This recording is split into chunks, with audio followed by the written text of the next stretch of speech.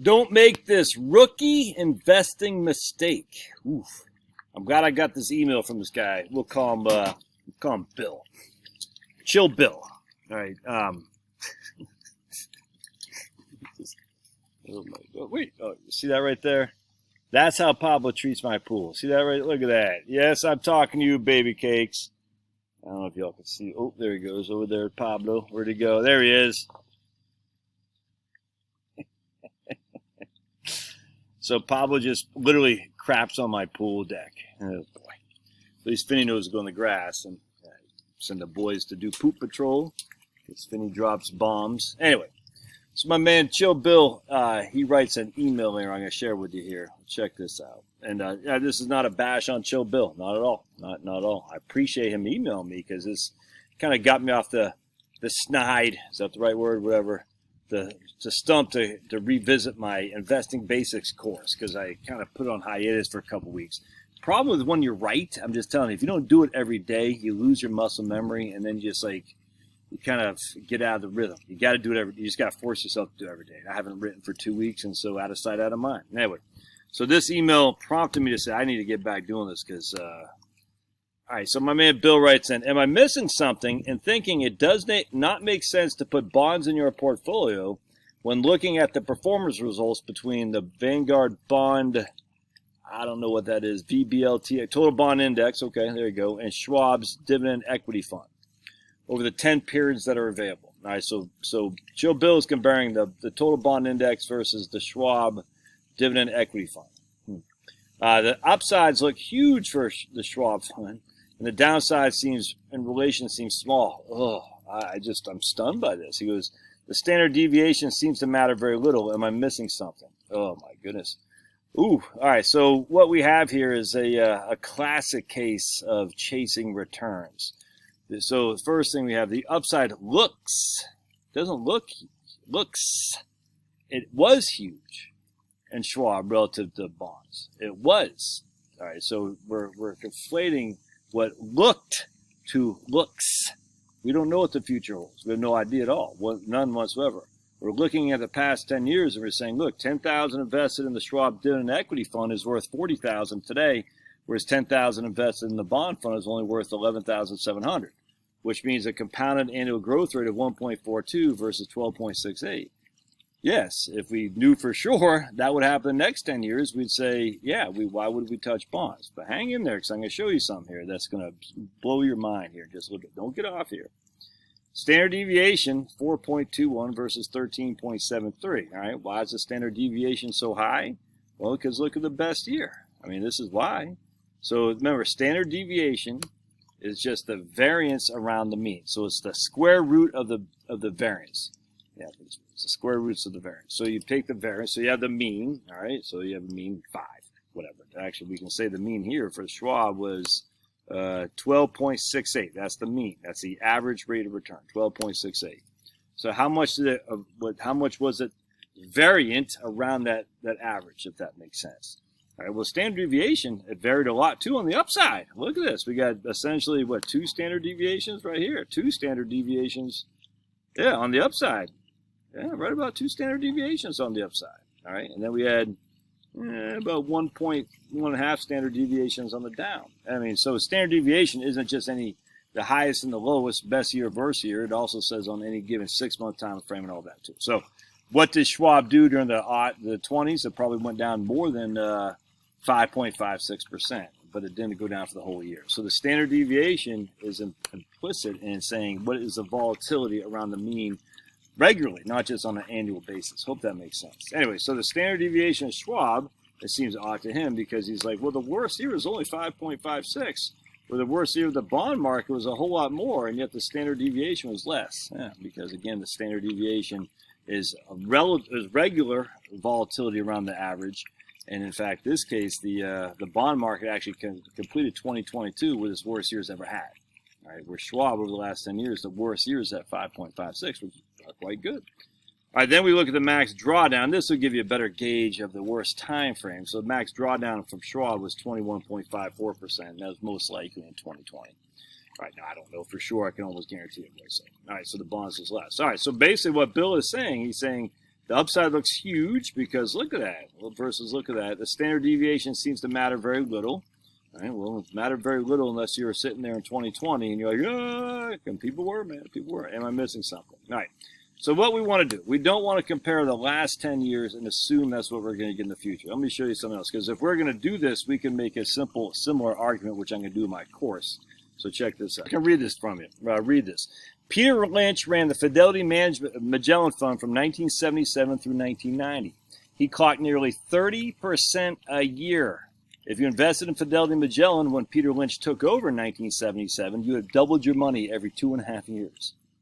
That is an absurd growth rate and hard to imagine anyone ever coming close to beating that again. In fact, Lynch never came close to matching those numbers himself. You can see I have a lot of typos in there. I haven't corrected this or anything. It's just really my first draft. From 1985 through 1990, when he retired, he clocked a stellar 18.86% rate of return, but the S&P itself averaged 15.66. All right? And all good things must come to an end, and after Peter Lynch retired, the Fidelity Magellan Fund has been underwhelming at best. The issue is, of course, that no one knew who Peter Lynch was in 1977 as a fresh-faced 33-year-old young man taking over the fund. You wouldn't have invested with him. Neither would I. And you wouldn't have invested in a Fidelity Contra Fund when Bill Danoff took over in the early 1990s either. And I talked about the Contra Fund up here before that. All right, so let's keep going here. You only know about these impressive fund managers after the fact, after they already hit their Grand Slam home runs, or what Peter Lynch in his book One Up on Wall Street called 10-baggers, stocks that go up tenfold. Can they do it again? Sure. Bill Danoff proves it can happen, but what will happen again? Or are they just lucky? Someone always has to beat the market. Check this 2009 article from Forbes, which screens stocks to buy similar to the methodology that Peter Lynch would follow. I looked up each one, and not one of the 10 they identified in their stock screener beat the S&P 500 from September from 2009 to May 2023. You hear that? So Forbes did a stock screener using the methodology that Peter Lynch used, and not one of the 10 stocks beat the S&P 500, and it wasn't even close. If you followed that stock screener based on trying to mimic Peter Lynch, you'd have been crushed by the S&P 500 over the last 14 years. In fact, history is replete with stories about exceptional fund managers falling out of favor. Here's Bill Miller. He had an incredible streak of beating the S&P 500 for 15 consecutive years. Here's the Legg Mason Value Trust. Here's the S&P 500. But what happened next? Legg Mason Value Trust, S&P 500. Am I the only one who remembers this from the Wall Street Journal? Best stock fund of the decade, CGM Focus Fund. And here it is, Eleanor Lace.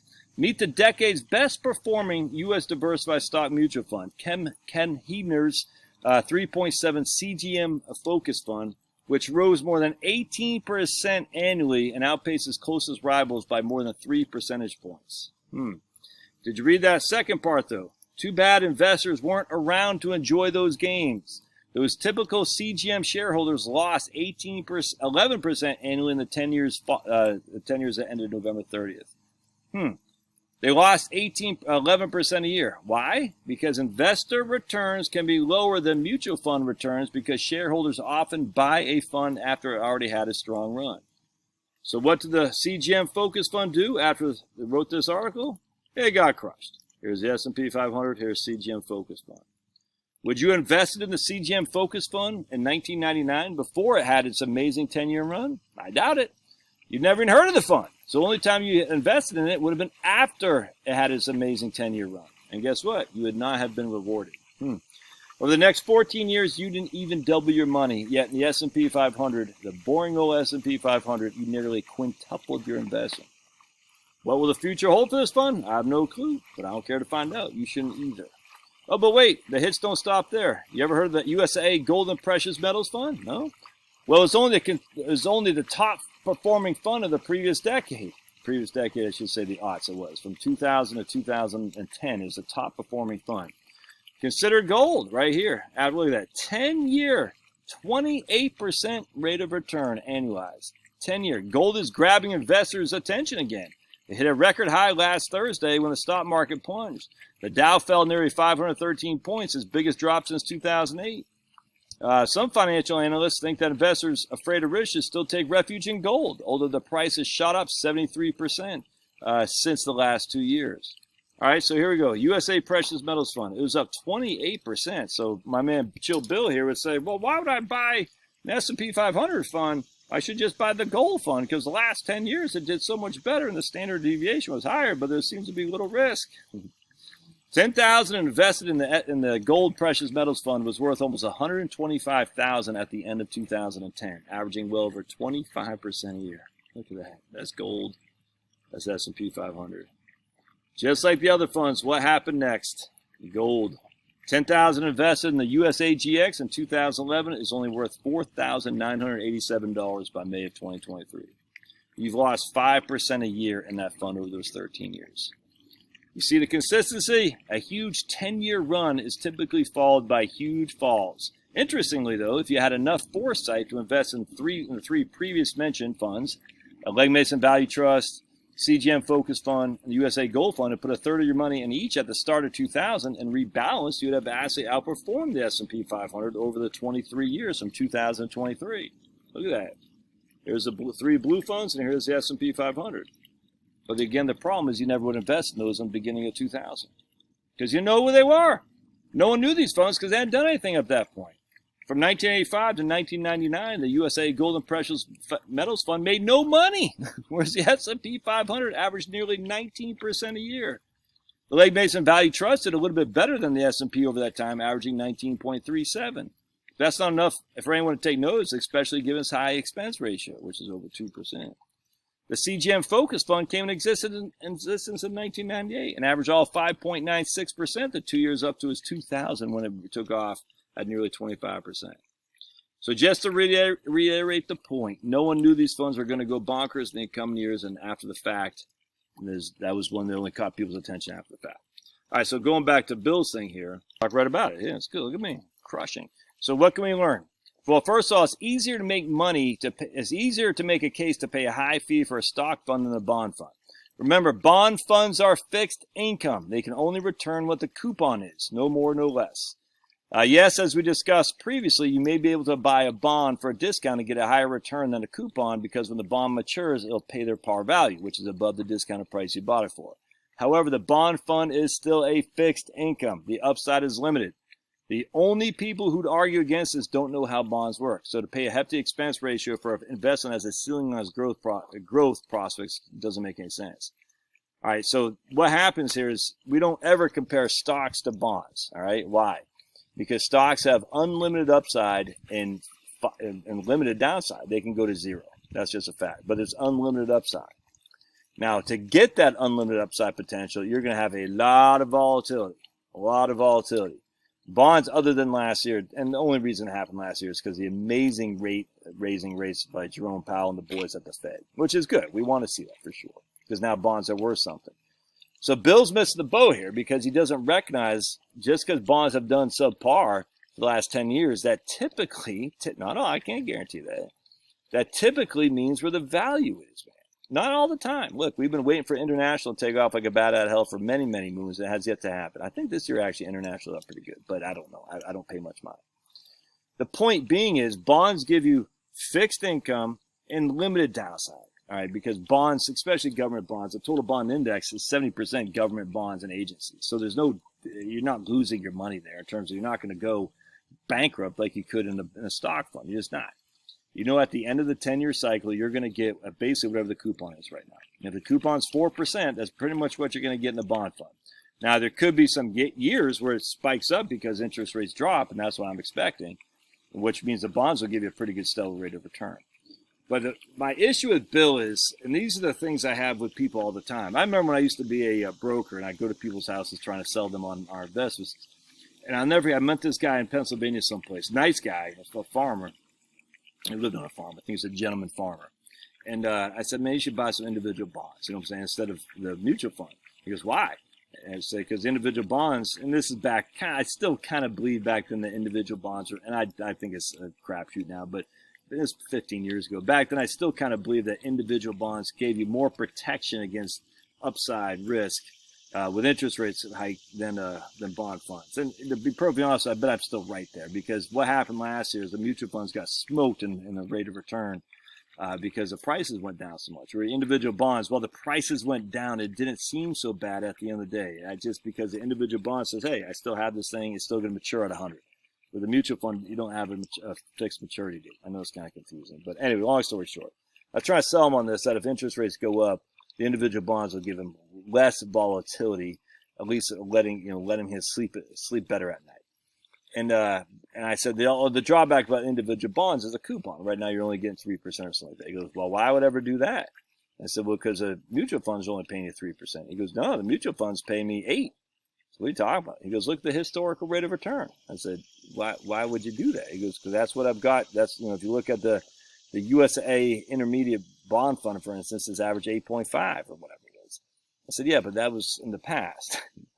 That's not what's paying now. What's paying now is a coupon. I mean, and he didn't get it. He's a nice guy. He just could not grasp. He goes, why do you want me to do worse on my money? I said, because just because of what it did back then doesn't mean it's what it's going to do in the future. And he couldn't get it, like my man Bill here. I will never forget it. I felt like I let the guy down. It's like, because I was like, you have to know this. You have to know that what happened in the past is not indicative of the future at all. In fact, with bonds, we know exactly what the future holds. It holds a coupon. But that's literally just it, with a 95% probability. I should say what the yield is. Whatever the yield is right now is what not the coupon. Whatever the yield is what you're going to get.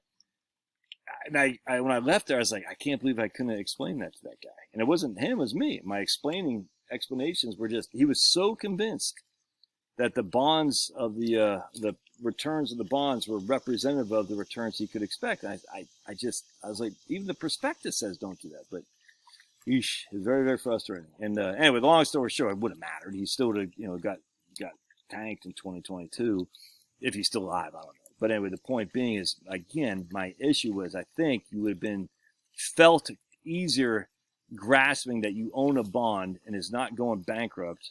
It's still held there regardless of the prices. You're not selling it. Thus, who cares? And when it matures, it's going to mature at 100 as opposed to a mutual fund. And I still believe that. And I don't know if I still believe that, actually. I'm not going to lie to you. But anyway, the point being was, that's what Bill was sitting here. He's looking at the 10-year track record of the S&P 500, basically saying it's less risk and a hell of a lot more upside versus a bond fund. And I'm like, oh, man.